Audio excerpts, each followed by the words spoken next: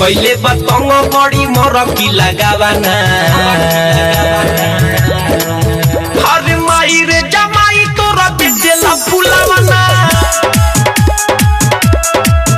हो माई रे जमाई तोरा बेचता फुलावाना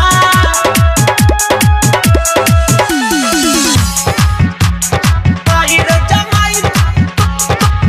तोरा बेचता फुलावाना DJ Vikas Riga Sitamarhi presented by lovely film production.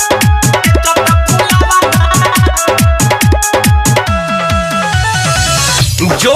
जब करे छोड़ी नौकरी सरकारी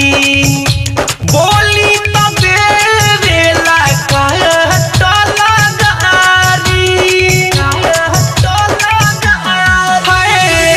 जो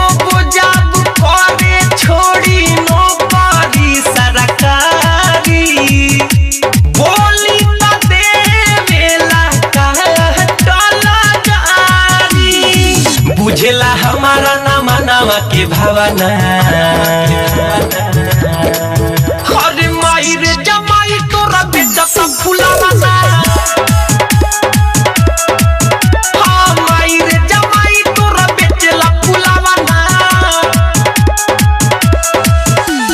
डीजे विकास रीगा सीतामढ़ी। तोरा बेचता फुलावाना आप सुन रहे हैं अमित पटेल की आवाज में। बेर बेर हमारा के करे परेशान रे कोई हाली कोई लसपान के दुकान रे बड़ अति कइले बा हाय बेरी बेरी हमारा के करे परेशान रे